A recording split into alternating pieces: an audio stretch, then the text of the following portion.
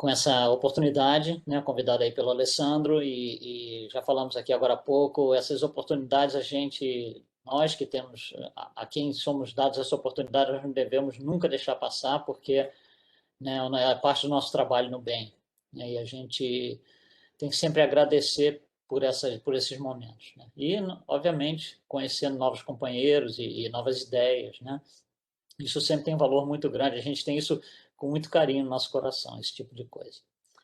Então, eu agradeço a todos aí por essa oportunidade. Bom, podemos ir em frente? A gente vai falar hoje sobre evolução. Na verdade, isso daí é um workshop que a gente chama aqui, é um seminário de 8 horas de duração, porque o assunto, vocês imaginam, é muito grande, muito vasto. E através de tantos anos fazendo isso né, ter interação com o público, existem alguns pontos durante essa apresentação que o número de perguntas é muito grande. As dúvidas aparecem, as coisas, às vezes, a gente percebe que as pessoas não estão com a ideia bem esclarecida. Então, o que a gente fez? A gente pegou, extraiu desse seminário todo, um material que a gente vai cobrir aqui nessa hora que vamos passar juntos. Tá? E eu vou colocar aqui um recurso visual, tá? Para vocês irem acompanhando. Tá? Então, vocês veem aqui embaixo na tela todo o material que é coberto nesse workshop, nesse seminário. Obviamente, isso é muita coisa. Então, disso daí nós extraímos 4 coisas, que são essas que vocês estão vendo aí. Nós vamos falar um pouquinho sobre as teorias da evolução, a criação, os reinos e as raças. Bom, por que a gente vai falar um pouquinho de teoria da evolução e por que a gente vai começar por ela?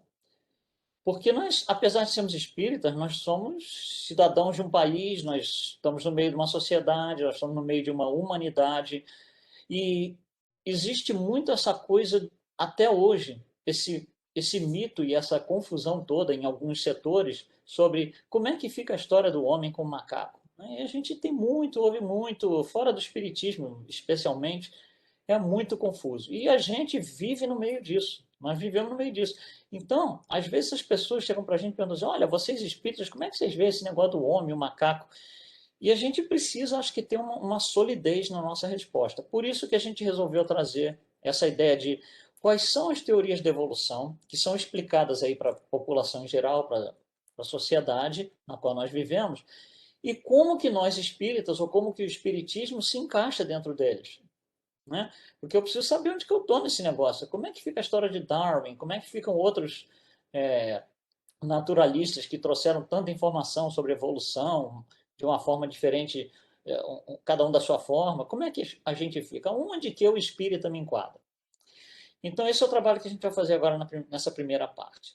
Então, essa figura ela é muito representativa, ela é uma figura universal, usada em muitos lugares onde se fala de evolução. Como é que é essa história de você, né, sair lá do macaco ou alguma coisa semelhante e chegar no que somos hoje? Bom, existem várias teorias da evolução, nós vamos falar só nas principais. Quando a gente compila informações sobre evolução, a primeira teoria que aparece, não é que ela aparece em 1700, mas em 1700 ela fica mais exposta à população em geral. Então, 1700, quer dizer, está aí 150 anos antes da codificação. Né? E isso é o criacionismo. O que é esse criacionismo? É algo que a igreja, desde do ano de 300 mais ou menos até o ano de 1700, né, tem todo esse mistério, toda essa coisa mal esclarecida. E durante todo esse tempo, a população em geral, né, nós estávamos lá em alguma época, de alguma forma, né, em uma outra encarnação anterior, e a população começa a perguntar coisas que a igreja começa, olha, isso não se pergunta. Em vez das respostas aparecerem, a ideia é, você não pode perguntar isso. Então, surge a ideia do criacionismo. O que é o criacionismo? O criacionismo é, em palavras muito simples, é a ideia de que tudo foi criado como é. Ou seja, não tem evolução, é a negação da evolução. Então, o homem foi criado como homem, segundo a descrição bíblica. Ou os animais foram criados como os animais, né, segundo a descrição bíblica. E tudo acontece num estalo de dedo. Né? Deus estala o dedo, pá, e as coisas acontecem. Deus manda chover, pá, chove. Deus manda cair trovão, cai trovão. Então, esse Deus passa a ser, ainda é o criador de todas as coisas, porém ele é muito imediatista, ele faz acontecer na hora. nós, com referência a essas encarnações anteriores, nós passamos por isso de alguma forma. Então, a gente tem essa tendência a ser imediatista, porque isso é mais ou menos algo que está como se fosse automatizado no nosso perispírito, essa ideia de estalar o dedo e querer que as coisas acontecem. Né? Essa é uma ideia criacionista. Evolução não é assim. Evolução existe, né, um conjunto de coisas acontecendo para que as coisas vão se transformando e daí evoluindo. Então, os criacionistas ele fazem uma interpretação racional e literal da Gênese de Moisés. O que está escrito lá é, sem tirar nem pôr, em termos de literatura racional. Né? Bom, criacionismo, então, não tem evolução. Isso começa a ficar muito forte a partir de 1700, quase como uma imposição da igreja. E aí começam a aparecer algumas pessoas, depois de 1700, que contestam essa ideia do criacionismo. Eles falam, peraí, isso aí não estou gostando da ideia. Um desses é esse naturalista Jean-Baptiste Lamarck, e ele incomodou muito a igreja, porque ele chegava na igreja com a seguinte colocação, olha que interessante na visão dele. Ele chegava para a igreja e falava assim, olha, você está me dizendo que o mundo foi criado em 6 ou 7 dias, dependendo aí de como é interpretado. Então você está me dizendo aí que o mundo é criado em 6 ou 7 dias. Em que dia foi criada a girafa? Ele perguntava isso, e a resposta da igreja era a mesma para tudo. Isso não é coisa que se pergunta. Então ele começa a sair atrás de respostas. Ele começa a estudar, né, os animais, as plantas, e ele chega à seguinte conclusão: olha, uma espécie vem de outra, as espécies se modificam e a coisa vai evoluindo. Existe evolução, não existe criacionismo. Ele ficou muito famoso pelo pescoço da girafa. Então ele fala: a girafa tem pescoço longo por causa de uma necessidade. Ela não é que ela foi criada girafa, não houve um estalo de dedo que fez a girafa aparecer na face da Terra. Então ele diz que os caracteres adquiridos por um indivíduo, por um ser, eles podem ser transferidos para as gerações futuras. Isso é chamada a primeira lei, né? Que é chamada lei de caracteres adquiridos. O que é isso? É essa ideia de que o organismo pode transmitir para os seus descendentes aquelas características físicas que foram adquiridas, mas olha só, em função do uso ou do desuso durante a sua vida, que é a segunda lei dele, a teoria do uso ou desuso. Ou seja, aquilo que a gente precisa se desenvolve mais. Os órgãos que a gente precisa e tal se desenvolvem mais. Aquilo que a gente não precisa se desenvolve menos. Então, por exemplo, hoje é questionada na medicina a ideia do apêndice, por exemplo. Ele deve ter tido uma função, acredita-se que ele deve ter tido uma função primordial lá para trás, mas hoje em dia a gente não sabe direito por que ele está ali e a tendência é ele desaparecer. Por quê? Porque entra aí na ideia do uso e desuso. Eu não precisa mais, não preciso usar, eu não preciso desse órgão. Essa era a ideia do Lamarck. E aí ele fala assim, essa história de um descendente, de um indivíduo conseguir passar para frente, para os seus descendentes, a ideia de que, por exemplo, o pescoço da girafa tem que crescer, né? A girafa não passa isso direto para o filhote dela. Então ele fala, isso são palavras deles, né, em 1800, tá? Ele fala, tem que ter uma memória celular, tem que ter alguma coisa que está memorizada em algum lugar que as girafas que vêm pela frente sabem que o pescoço tem que ser mais ereto, que o pescoço tem que crescer. E ele não sabe explicar isso. Ele fala, eu não sei explicar, mas é a minha ideia, tá? O que ele usa como memória celular, e em espiritismo, André Luiz fala exatamente da mesma coisa. André Luiz usa outro termo chamado consciência fragmentária. Então é a mesma coisa. De alguma forma, o indivíduo lá para frente, 2, 3 gerações para frente, tem essa memória, entre aspas, aí, de que ele tem que ficar com o pescoço ereto para conseguir pegar as folhas das árvores. Essa é a teoria de Lamarck. Foi a primeira teoria que bateu de frente com a ideia da igreja. Tá? Bom, em 1859, ou seja, 50, 60 anos depois, aparece aquele que se tornou o mais famoso de todos, que é o Darwin, onde ele vai apresentar todo o seu estudo de 22 anos num livro chamado A Origem das Espécies. E nesse livro, aliás, o nome do livro não é A Origem das Espécies, o nome do livro é essa coisa enorme, que é A Origem das Espécies no meio da seleção natural ou a luta pela existência da natureza. Esse é o nome do livro. Antigamente os livros tinham nomes enormes. Inclusive, se você abrir o Livro dos Espíritos na primeira parte, o nome não é só o Livro dos Espíritos, não. Vai ler lá que tem um parágrafo enorme. Aquilo é o nome do livro. Era comum isso nessa época. Darwin publica o seu trabalho só 2 anos depois da codificação. Mas com essa publicação, muda muita coisa, né, em 1859. Pelo seguinte, a gente estava perguntando há séculos para a igreja como é que é a história da girafa, como é que é isso, como é que é aquilo, e as respostas não vinham. Com o trabalho e a publicação do livro de Charles Darwin, as respostas começaram a aparecer.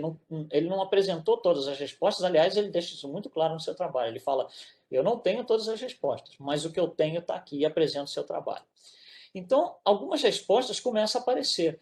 E aí fica uma coisa interessante, porque essas respostas são baseadas em estudos, né, biológicos, que ele era um naturalista, e ele então cria a história da seleção natural e da sobrevivência do mais apto. Bom, o que é isso? E depois a gente vai ver como é que nós nos encaixamos nisso, nós espíritas.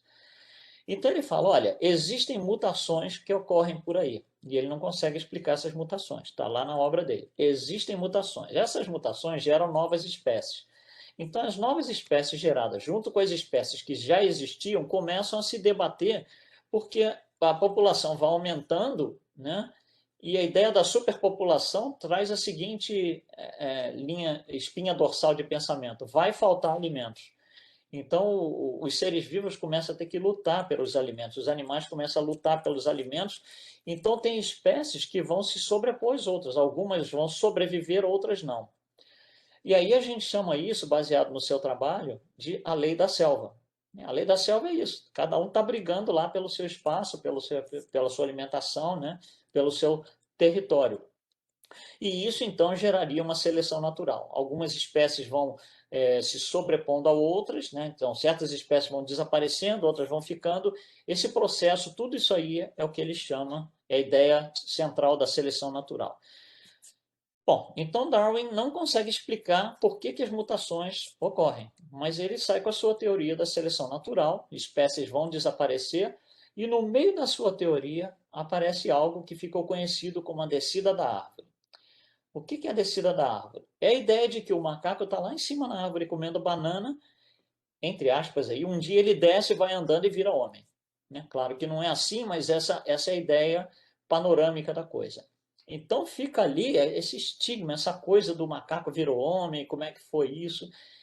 Esse é o grande questionamento, eu diria, em termos de humanidade, inclusive. Né? Não só dentro da biologia, dos naturalistas, mas em termos de humanidade. É uma coisa que está lá, todo mundo está perguntando isso.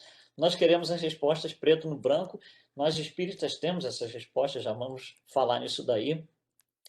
Mas uma coisa que é importante com a chegada de Darwin é: antes dele, a igreja era o provedor da verdade.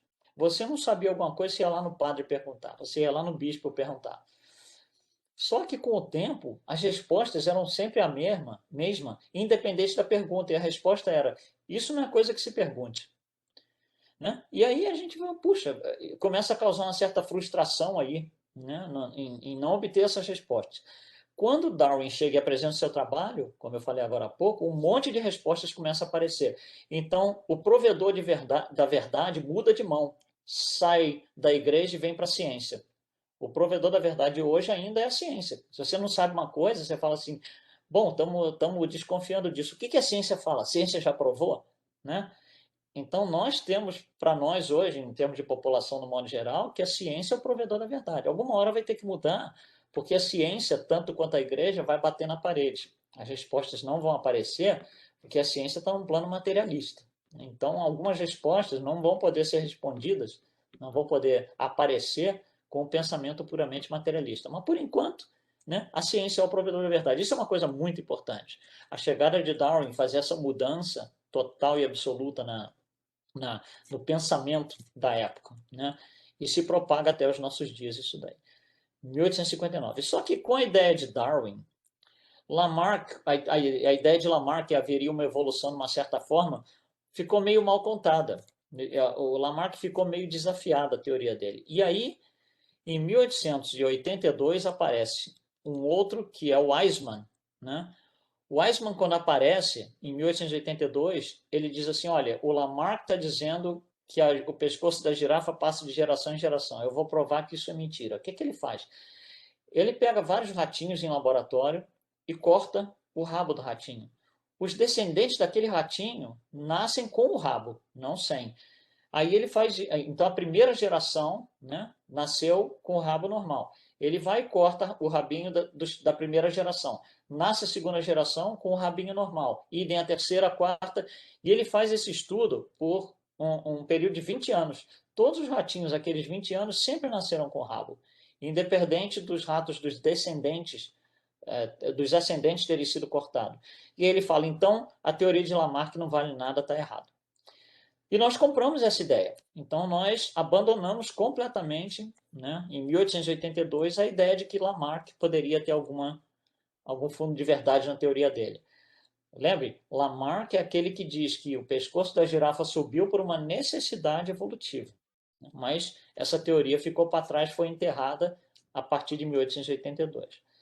Em 1895, a coisa muda um pouquinho. Quando Darwin trouxe a sua teoria, não se conhecia a genética. Os trabalhos de Gregor Mendel, que foi o pai da genética, não estavam expostos ainda. Nós só fomos descobrir isso muito tempo depois. Em 1895, quando a gente vai colocar lado a lado o que Darwin trouxe e o que a genética nos diz, algumas coisas ficaram incoerentes. Então, nós tivemos que adaptar algumas coisas que Darwin falou, e isso deu origem a um pensamento baseado em Darwin, mas que levou o nome de neo-darwinismo, quer dizer, o novo darwinismo, aonde agora você pega tudo que Darwin falou e, né, faz uma fusão disso com a genética. O que for incoerente, a gente joga fora na teoria de Darwin e nasce aí, então, esse neo-darwinismo, que, aliás, é a teoria mais aceita até hoje. É a teoria mais popular dentro da ciência para explicar a evolução das espécies. Então, vem de Darwin, mas não é exatamente original, porque ela considera o elemento genética né, como parte da sua teoria.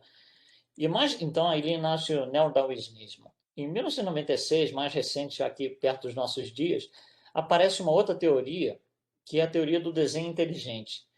Essa teoria é liderada, a ideia dela é liderada por esse Michael Berry aqui nos Estados Unidos, e ele fala o seguinte: vamos fazer engenharia reversa, vamos voltando de hoje para trás.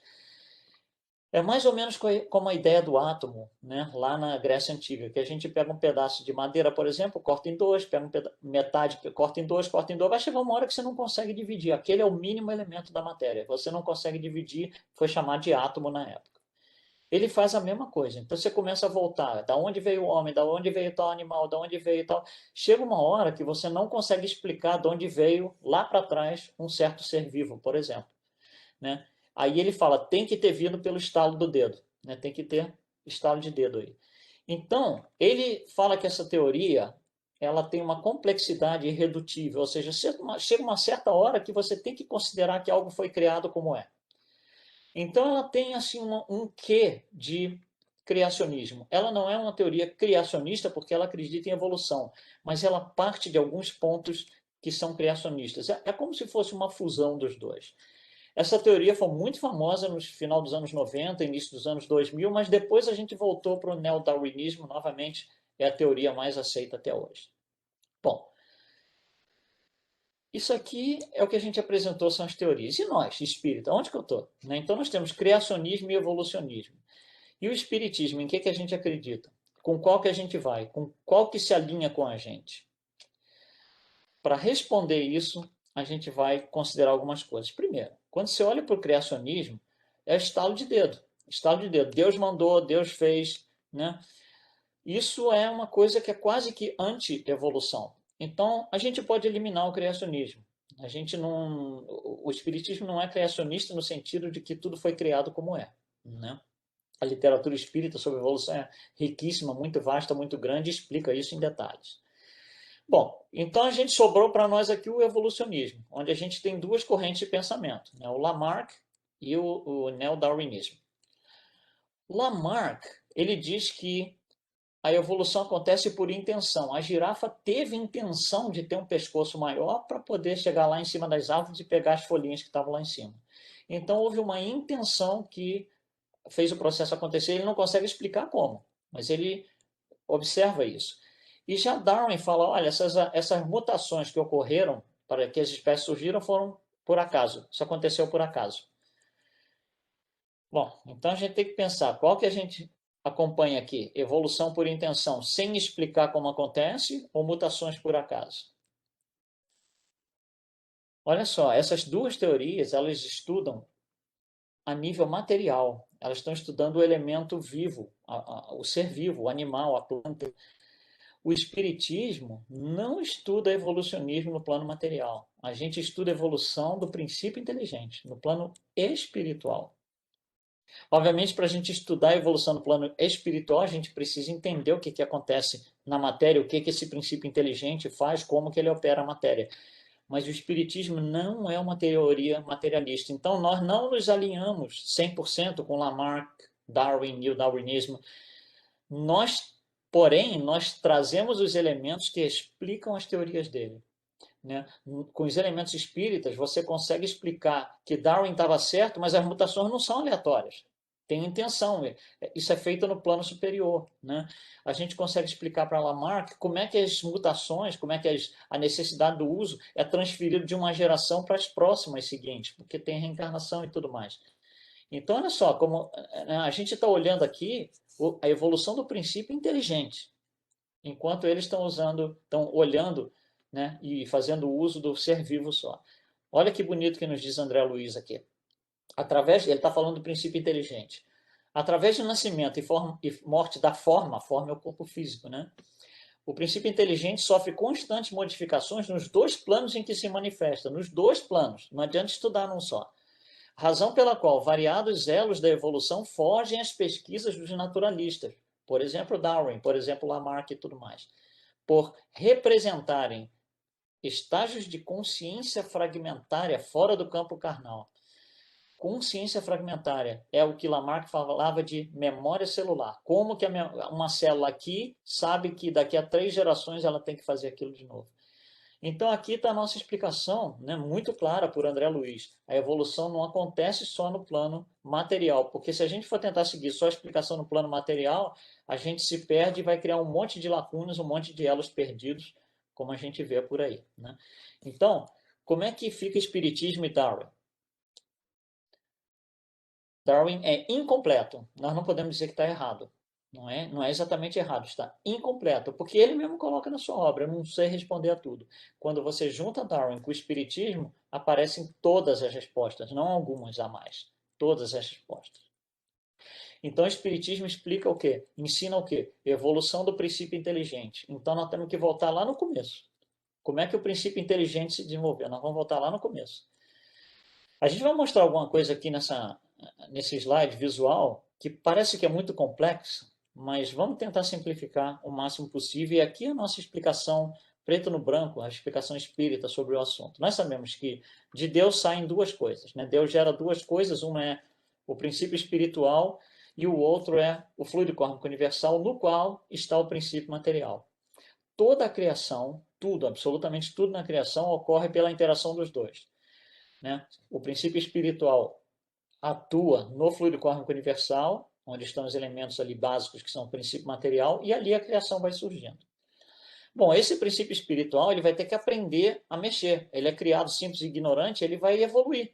Como é que ele evolui? Por tentativa e erro. Então ele vai lá, imagina que você dá para uma criança 100 pecinhas num jogo de Lego, por exemplo.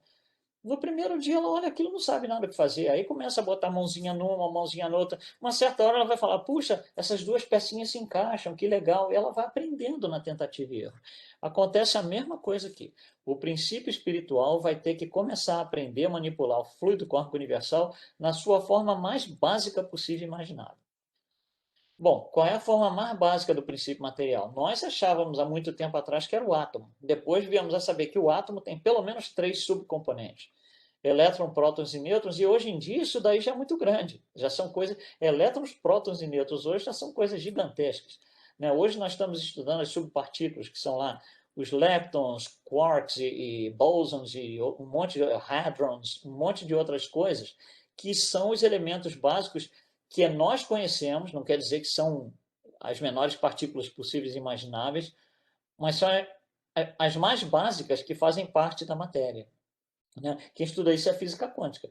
A física quântica é definida como o estudo da estrutura da matéria. Tá? Então, esse princípio espiritual, ele vai ter que aprender a mexer no básico, ele vai ter que aprender a mexer nos quarks, nos leptons, bósons e começar a juntar essas pequenas partículas para formar uma partícula mais complexa, por exemplo, o elétron. Outra partícula um pouco mais complexa, o próton, outra ainda, o nêutron.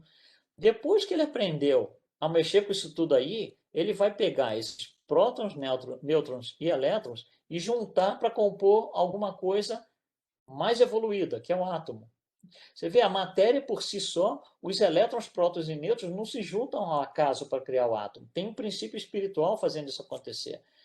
Esse princípio espiritual vai ter que aprender a mexer nos átomos, juntando vários átomos para passar para o próximo nível, onde são criadas as moléculas.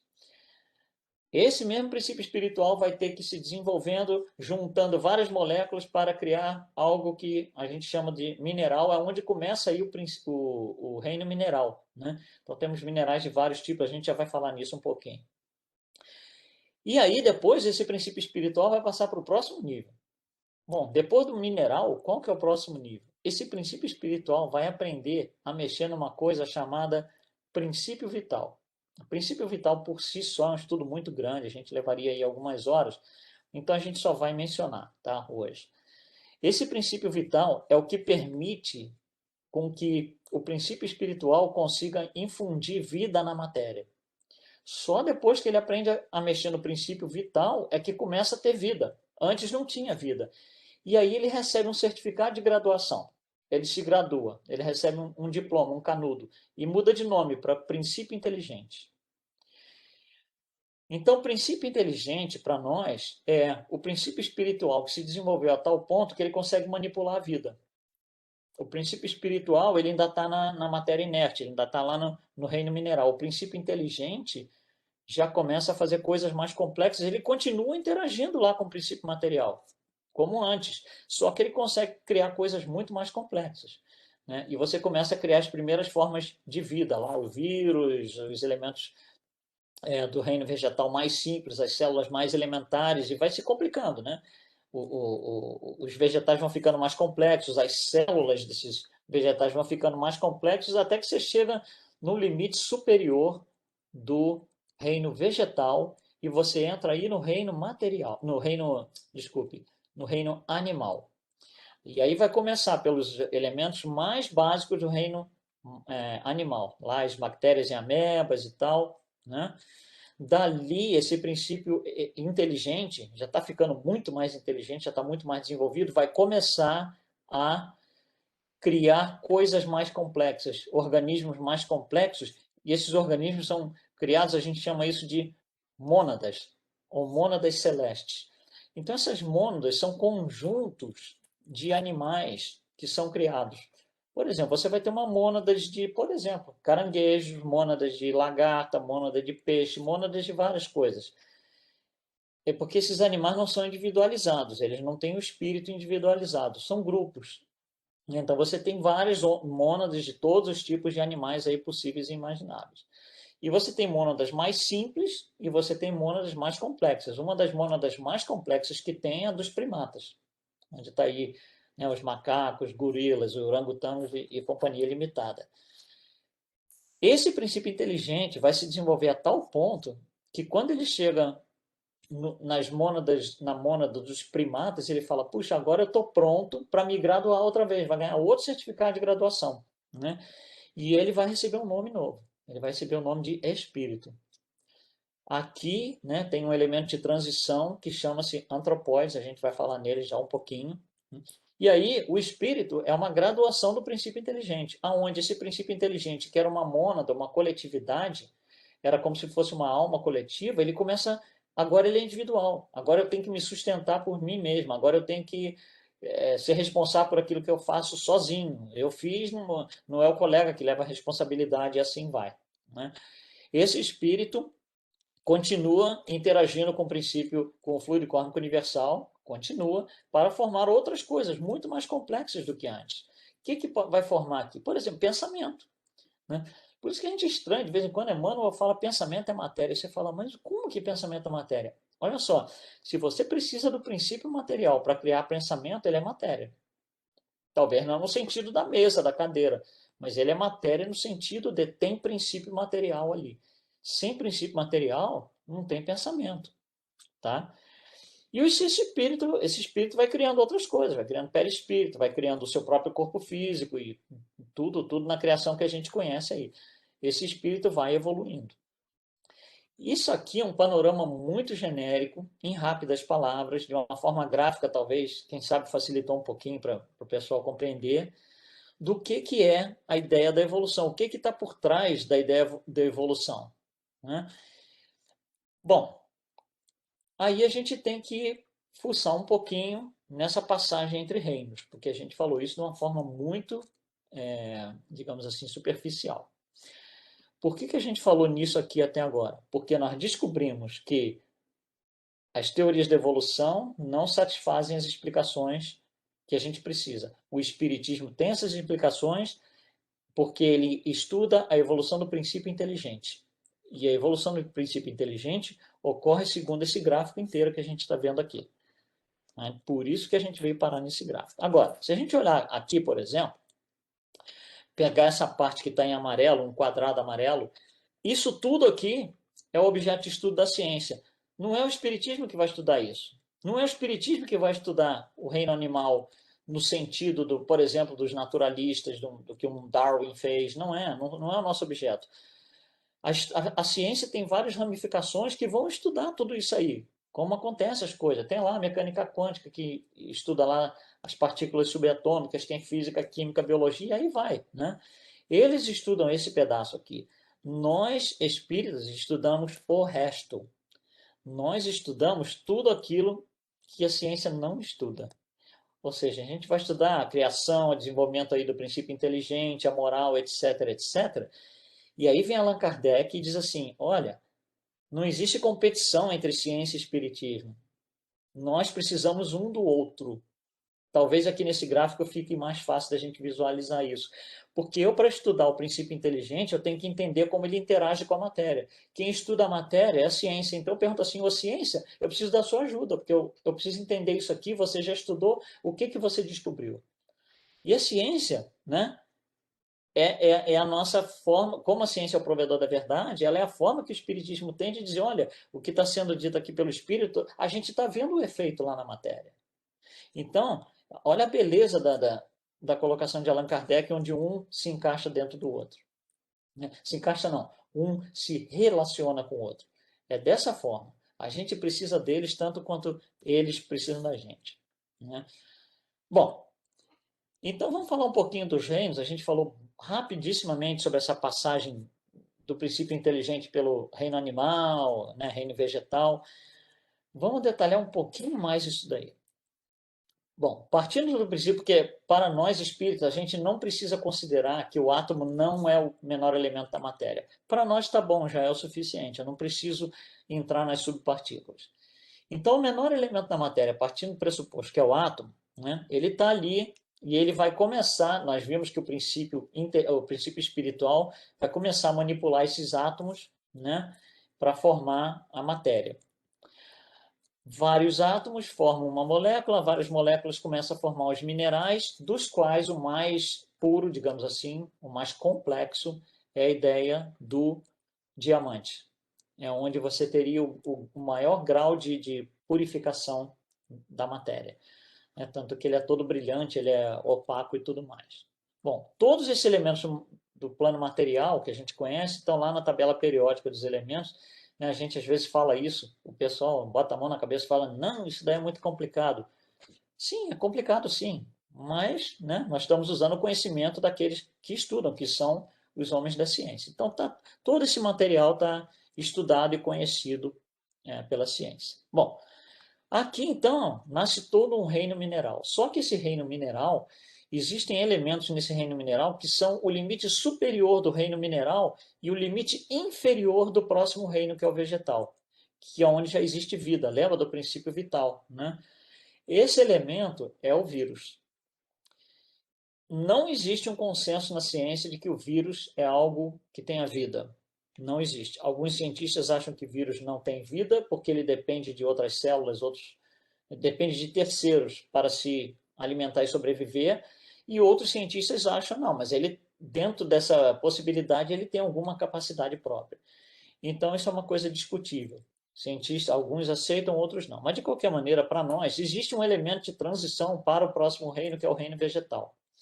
E aí começa lá nas coisas mais simples, até que a gente chega no limite superior, num elemento de transição, um tipo de vida de transição, entre o reino vegetal e o próximo. Essas são as plantas carnívoras. Se você olhar a definição de plantas carnívoras, olha só que interessante. Elas capturam animais, planta carnívoras, acho que vocês já viram, né? Ela tem aquela copa que fica assim, né? O inseto vem e posa aqui dentro, na hora que ele posa, a planta absorve o inseto e digere esse inseto. Então, olha aqui, capturam animais e insetos e, através de enzimas digestivas, extraem compostos nitrogenados para o seu alimento. Enzimas digestivas, isso é coisa de reino animal já. Né? Então, esse elemento, as plantas carnívoras, elas estão na transição, elas têm um pé dentro do reino vegetal e outro pé dentro do reino animal, formando essa transição. Idem no reino animal, a gente vai ter várias formas de vida, das mais simples até as mais complexas, até que chegamos lá nos famosos primatas, né? E tem um elemento de transição também para o próximo reino, que é o reino hominal. Esse elemento de transição é chamado de antropóide. Né? Olha o que nos diz Emmanuel em A Caminho da Luz sobre esses antropóides. Eles são antepassados do homem terrestre e ascendentes dos símios, que ainda existem no mundo. Ou seja, o macaco não deu origem ao homem e desapareceu. Está muito claro isso aqui. Né? Então, olha lá. Tiveram a sua evolução em pontos convergentes. Tiveram quem? Nós e esses animais, macacos, os antropóides e os macacos. Daí os parentescos sorológicos entre o organismo do homem e o chimpanzé da atualidade. Vamos colocar isso de uma forma mais simples. Se eu chegar para você e disser assim, olha, pensa no macaco. Eu te dou 10 segundos para você pensar no macaco. Aí eu pergunto assim para você, olha, o macaco que você pensou, ele estava agitado, estava se mexendo, né? Virava a cabeça ou tal, ou ele estava parado, deitado, como se estivesse morto? Ninguém vai imaginar um macaco morto. Eu tenho certeza. Nenhum de vocês imaginou. Então você está imaginando um macaco vivo, ou seja, tem princípio inteligente ali. Tem um princípio inteligente e o corpo físico. Temos os dois ali, quando você imagina. O que o Emmanuel está dizendo é o seguinte, que o que é dividido entre o homem e o macaco não é o princípio inteligente. O que está dividido entre o homem e o macaco é o organismo físico. Nós, ou seja, no plano espiritual foi feito da seguinte forma, o corpo físico que fosse mais adequado para um próximo nível encarnatório, que são os espíritos, era o dos macacos, era o dos chimpanzés. Então eles pegaram, né? Esse DNA, fizeram alguns ajustes e gerou um corpo físico que somos nós hoje. A diferença de número de genes nosso para o macaco é menos de 300, em 25 mil. É muito próximo, muito próximo. Mas aqui está a resposta, aqui está a lacuna que Darwin não soube explicar, nenhum naturalista soube explicar, que é a passagem entre aspas, né, como é que fica a história do homem com o macaco. Está aqui. É o corpo físico que foi utilizado e nós trouxemos um princípio inteligente mais inteligente. Né? Eu costumo falar assim muito para você. Imagina que você chega e me dá um carro, por exemplo, um Fusca, e diz assim, olha, vai na estrada e coloca aí a velocidade que você consegue. Eu vou lá e coloco, por exemplo, 100 km por hora. Porque mais do que isso eu não consigo, eu tenho medo. Aí você fala assim, não, então eu vou te dar o mesmo carro, o Fusca, e vou botar você na pista de Fórmula 1. Vai lá e coloca a maior velocidade que você consegue. Eu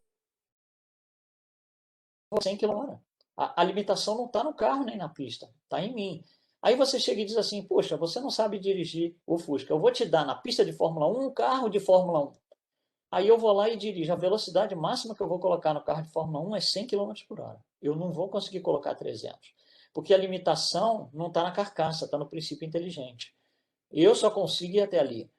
Então, se a gente vai trazer princípios inteligentes, mais inteligentes, nós precisamos de uma carcaça melhor. Então, nós melhoramos a carcaça do animal e fizemos a carcaça, né, que é dos antropóides.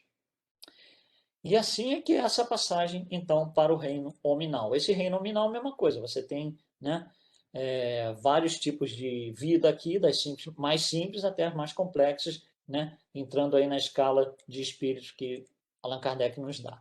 Olha que coisa interessante que a própria ciência nos dá. Isso é uma coisa que vem da ciência, não vem do espiritismo. Uma bactéria, que é o E. coli, aquela bactéria que de vez em quando dá aí no espinafre, nas plantas, né, e contamina, a gente tem que jogar fora, 15% do DNA dela é igual ao nosso. O fermento, 30%. Olha só, rato, 75% do DNA do rato é o nosso. Vaca, 90%. Chimpanzé, 98,4%. É quase igual.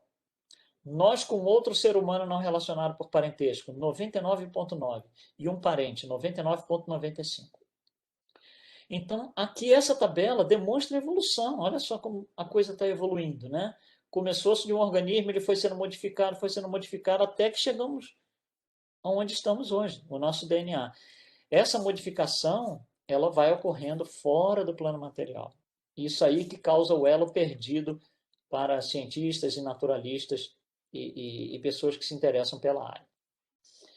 Então, nós temos 3 elementos de transição aqui entre os reinos, né? O vírus, as plantas carnívoras e os antropóides. Bom, olha que interessante agora, voltando, pegando lá do início. Quem opera aqui no reino mineral é o princípio espiritual, lembra? Ele está lá mexendo nos leptons, nos quarks, nos átomos, nas moléculas. Ele é que mexe no princípio, no reino mineral. Nos reinos animal e vegetal, quem mexe ali é o princípio inteligente. Ele se graduou, ele sabe mexer com vida. Então, o princípio inteligente é a evolução do princípio espiritual que agora sabe mexer com elementos vivos. Então, o princípio inteligente atua no reino vegetal e atua no reino animal. E tem uma transição entre eles, que são os vírus. E o espírito, né, que é o nível mais alto de evolução, atua no reino hominal, onde nós estamos, e tem um elemento de transição ali, que são os antropóides. Então, quando a gente olha todo esse monte de gráfico que a gente colocou aí, talvez, quem sabe, facilitou um pouquinho o entendimento, talvez a coisa comece a ficar mais clara. Por que que se eu olhar só no plano material, eu sempre vou ter elo perdido? Eu sempre vou dizer que as mutações foram aleatórias, eu sempre vou dizer que eu não sei como a girafa teve o pescoço mais comprido lá na frente, quando lá para trás não era tão comprido, né? Porque a gente está olhando isso na biologia. E a resposta não vem da biologia, a resposta vem do estudo do princípio inteligente, que começa lá no espírito, no princípio espiritual e vai até o espírito. Bom, vamos resumir essa história, essas passagens todas. Então a gente começa no átomo, né? No reino mineral vai até um elemento de transição, que é os vírus, passa pelo reino vegetal inteirinho, vai até o elemento de transição, que são as plantas carnívoras, entra no reino animal, que vai até o elemento de transição, que são os primatas, entra no reino nominal e vai até o elemento de transição para o próximo reino. Bom, o que é próximo reino? Jesus já nos dizia, tem outro reino. Tem outro reino, o reino dos céus, tem outro reino, que é o reino angelical. E se tem próximo reino, tem elemento de transição. Existem alguns elementos, né, no reino hominal que são a transição para o próximo reino. Quem são? Aqui, ó, Chico Xavier. Ninguém conhece mais Chico Xavier do que a gente aqui, né? Chico Xavier, Gandhi, Maria Teresa, Mandela, Martin Luther King, por aí vai. Esses são os mais conhecidos, não são os únicos, obviamente. Alguns não vêm a ser tão populares. Mas esse pessoal é um nível superior, é o elemento de transição para o próximo reino. E à medida que cada reino vai aparecendo, os atributos vão sendo inseridos, né? Então, no reino mineral, o atributo é a capacidade que o princípio espiritual tem de aglomerar partículas. É a aglutinação da matéria.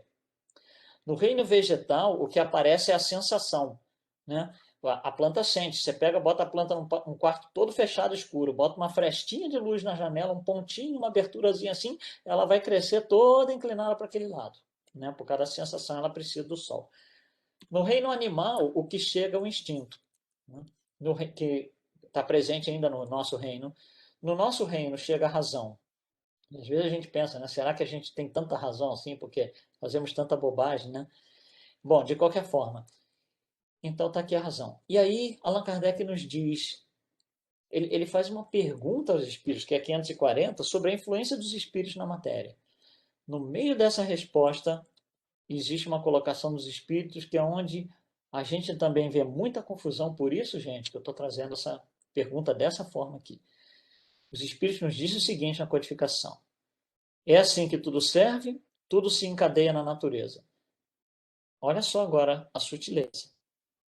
Desde o átomo primitivo até o arcanjo. Até aí tudo bem. Que começou ele próprio quem? O arcanjo. Que começou ele próprio pelo átomo. Isso daqui causa uma confusão tão grande, tão grande, tão grande. Eu vou explicar por que essa confusão cria. Quando a gente lê a frase do jeito que está escrito aqui, olha só, o arcanjo começou pelo átomo. Você teve um certo entendimento. Mas se eu mudar a palavra, se eu fizer uma tradução diferente e colocar dessa forma, o arcanjo começou como átomo. Olha só como complicou tudo, bagunçou tudo. Se eu falar para você assim, o arcanjo começou como átomo, o que você vai entender? Ele era um átomo que se transformou nisso, que se transformou nisso, e virou arcanjo. Não é isso que acontece. É pelo átomo. Ele começou pelo átomo. Ele começou lá atrás e foi se desenvolvendo. Existem várias traduções para o português e equivalente em outras línguas do Livro dos Espíritos, onde o que está escrito ali não é começou pelo átomo. Diz assim, começou como átomo. Quando você vai estudar e está escrito ali, ou você lê como átomo, complica tudo. A gente vai lá na codificação em francês, Allan Kardec, está lá, pelo átomo, não como átomo. Muita gente tem dificuldade no entendimento porque quando vai abrir o seu livro, sua tradução está escrito o arcanjo começou como átomo. Isso muda totalmente o entendimento da coisa e não é o correto. Não é o correto. Allan Kardec diz, o arcanjo começa pelo átomo.